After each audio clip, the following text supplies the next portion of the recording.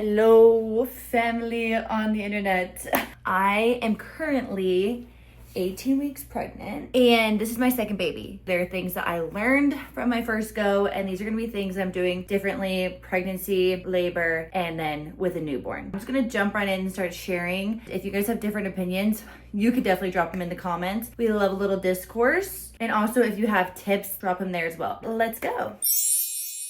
I'm gonna start with pregnancy, what I'm doing differently now. And I'm gonna start this off with probably the biggest one in my mind, and that is working out. I wanna continue working out 5 days a week. Now, it took me a long time to get up to that amount of times of going to the gym a week, but now that I'm here, I wanna continue it. When I was pregnant with CJ, I feel like I just so quickly, I didn't know, everything's changing with your body. You feel different. Sometimes things hurt.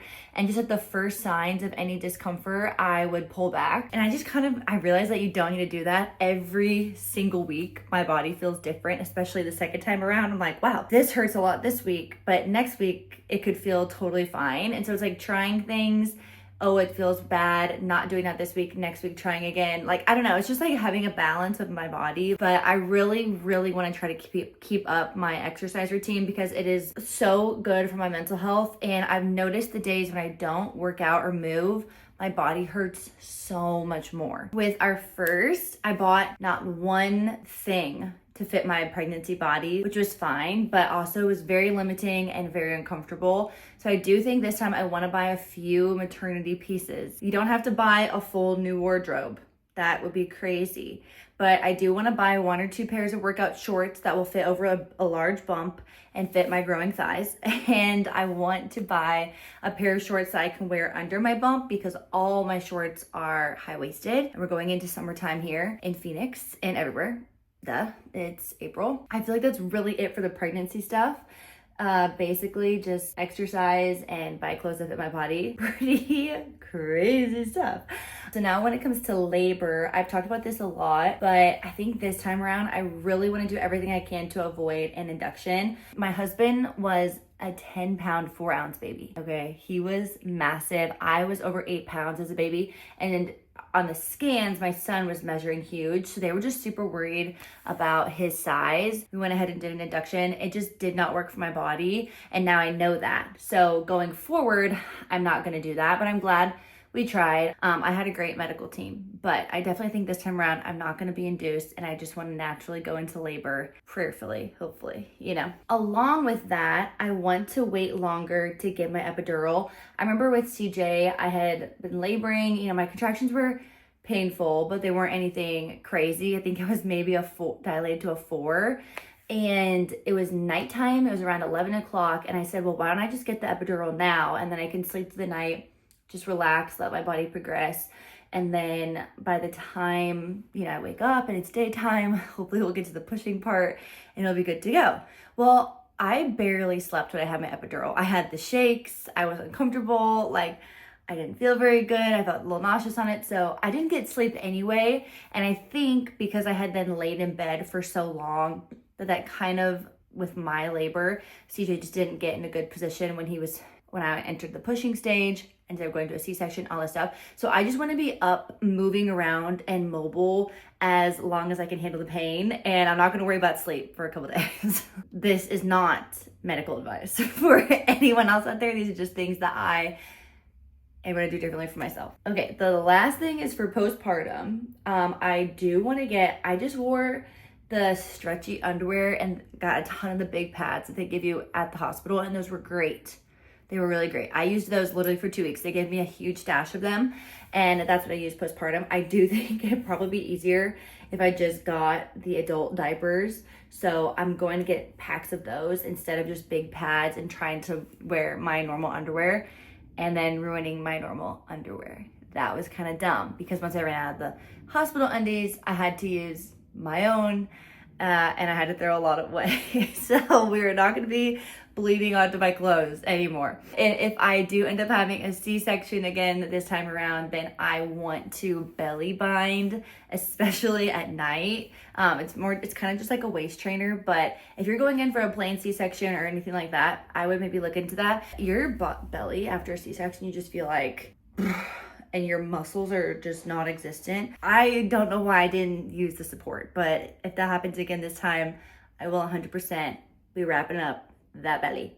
Okay, now into the newborn section of things that I'm gonna do differently. I went back and rewatched my registry video just to remind myself of all the products that I got and was looking at what did I use, what did I not use. I actually used most of everything that I got. So if you're curious about like a good registry video, go check out my registry video because I actually used most of that stuff. But there are a few things that I would make edits to. Number one, I used my sterilizer for the bottles and parts and all that stuff, like maybe for a week. And then after that, I never touched it again.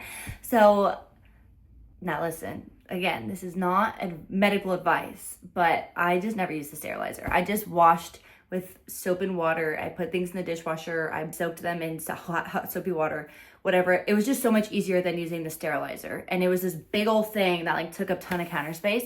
So I'm definitely not doing that again. The baby bath. So we got the bath chair that actually has like a seat that has all the holes in it. And I know tons of people use that and it has amazing reviews. We actually just I never put CJ in the bath, which it might sound crazy, but the newborns, you can literally wash them in like a minute. And so for me, I was like, I'm filling up the tub, making sure the water temperature is perfect, laying them in it. They cry no matter what, because he was getting wet. Why am I wasting my time filling up the tub, letting the water drain, clean it out, when I can just sit on the ground in the shower and get the washcloths warm and hold my baby and just bathe him that way. And so Caleb would be there next to me. I would sit on the floor in the shower and hold him, and I would just kind of wipe him down, scrub his head, clean him off, and vice versa. And it was so much faster. And then I'd hand CJ to Caleb, and then he would dry him off and get him his PJs really fast. And we just kind of did that. So I don't think I'm going to be using a baby bath this time. I do think I'll probably do more sink baths with this baby. I would just lay a towel literally into the sink so that the baby wasn't just sitting on the cold metal. And I would just lay like a towel in there, fill the water up, scrub him up. And then I would just pick that wet towel up, wrap the towel around it that I used to dry him, and just throw them all in the machine, and I would just wash my towels. So that was super simple too. I don't know, I just never found myself using that bath chair. Okay, when it came to nursing, I used a product called a nipple shield. This is some vulnerable stuff here now, okay? I anatomically needed a nipple shield. If you look them up, you'll know what they're for. So CJ, after I delivered, he was in the NICU for a couple days. So they were already giving him bottles. I would pump my colostrum. They would give him, through the tube and feed him through a bottle, and I was fine with that. He was also fine with that, and then he had no issues then switching after a couple days to nursing. First, he could not latch without the shield, and the lactation consultant was pretty like, hey, you should really try without that first, and then we can go from there. And I remember trying for like a whole day, and he just was not able to latch. I'm like, let me just put this thing on. And he immediately latched, and we never had an issue since then. And his flow is great, and he was gaining weight perfectly. So I'm just not even gonna try to not use one again. I'm just immediately gonna use one. Kind of in the same vein as feeding, I did do this with CJ. I think it was maybe after the first 2 weeks. I would use the Haka to catch my letdown on the side that CJ wasn't eating off of, and that was awesome. Definitely gonna use that again, do the Haka. And I was able to build up a nice stash that I put in the freezer, and Caleb would give him a bottle through the night. And I don't know why I have that on this list actually, because we're gonna do that again. I guess I want to say this because I know a lot of people get really nervous about they call it nipple confusion. I gotta stop saying that word or I'm gonna get flagged. I don't want to get flagged. They say babies can get confused between the bottle and your body, but that just wasn't really a thing for CJ. I know for some babies that is, but definitely just gonna introduce all the things faster. Probably after a week or two, once that stash is built up, and have Caleb do a night feed in the night so that I can sleep. And I'm not gonna wake up to pump during that. No. I'm just gonna push through.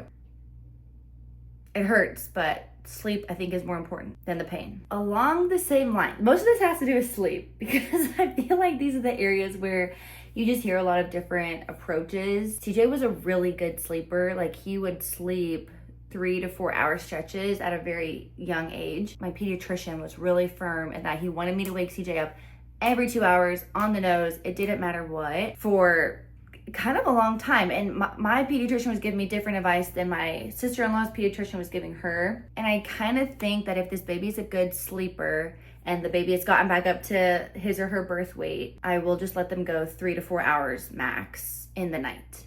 And I will wake them up at 4 hours. And then obviously during the day, every hour and a half or 2 hours. But also this baby could be a cluster feeder, so you never know. And then the last thing that I really want to do differently is that with CJ, he was such an easy baby and was just so content laying in his little DockATot pillow or being in the baby bouncer or even just laying in his bassinet, and like the newborn sleep all the time, and he was such a good sleeper and just so chill that I didn't wear him as much as I thought I was going to. And I want to wear this baby more, which I do think I naturally will since I'll have CJ and he'll be active and we'll be out and about a lot more. Whereas with CJ, I was home all the time because I had no reason to be out. I do want to baby wear a lot more in this newborn stage. I feel like I look back, I'm like, man, I obviously held CJ all the time because I was nursing, but I wish I like had him close to me more. He was next to me, but he was on me. I loved the Solly wrap for that when I did baby wear. I also want to get a soft carrier. Artipop is really expensive, so maybe not the Artipop, but they have this new one called the Maybe carrier. Those are my thoughts on all the things I want to do differently this baby. Now, I feel like this is kind of funny because once this baby gets here, I might look back and be like, Abby, you're so dumb. Like none of that happened, or this baby's so different from CJ, so it's all new and everything is thrown out the window and you're starting fresh completely. But if this would be similar to CJ, I would love to do these changes. You're a first-time mom, I promise you, it is not scary. You will figure out everything that your baby needs as you go. I think I freaked myself out, like trying to gather all the information before CJ was born. I'm like, well, what if my baby doesn't sleep? What if my baby has colic? What do I do when they get sick? Just trying to prepare for all the scenarios.